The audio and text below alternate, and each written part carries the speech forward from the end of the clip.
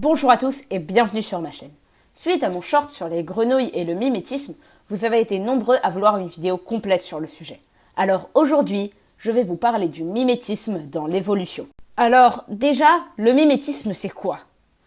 Le mimétisme, c'est la capacité à se fondre dans son environnement et la capacité d'imiter son entourage. Dans l'évolution, le but est de survivre, un peu comme dans un battle royal. Le mimétisme est donc une stratégie utilisée par beaucoup d'espèces. Cette technique de survie est particulièrement intéressante.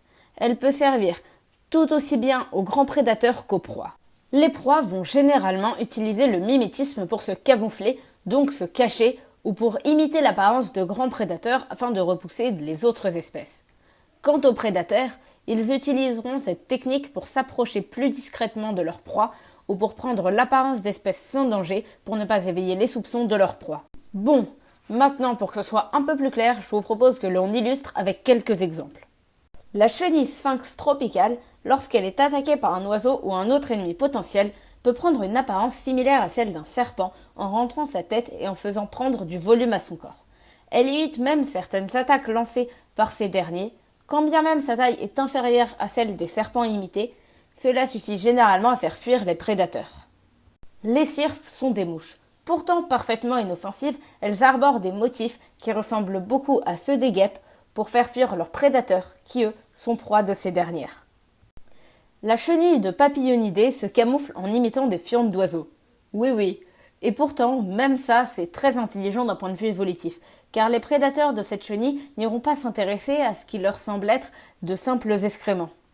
Une vipère attrape ses proies en les attirant à l'aide du bout de sa queue où se trouve un petit organe à l'apparence d'une araignée qui fait croire à ses proies qu'elles ont trouvé de quoi se nourrir.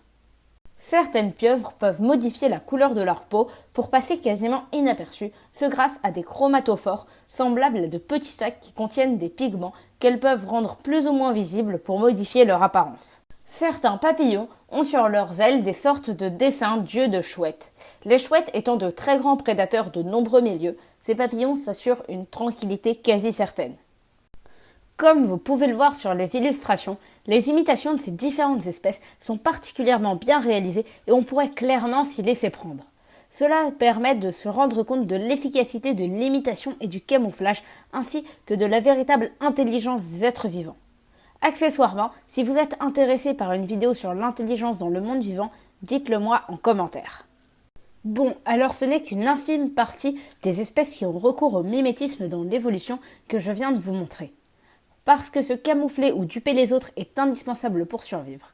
Néanmoins, à chaque fois que je me penche sur le mimétisme, je me demande toujours si le mimétisme ne résulte pas en la présence commune de caractères utiles dans l'évolution. Auquel cas, le mimétisme ne serait pas de la copie mais une adaptation commune. D'ailleurs, nous, les êtres humains, sommes des professionnels en imitation. La quasi-totalité de nos inventions étant inspirée du reste du monde vivant.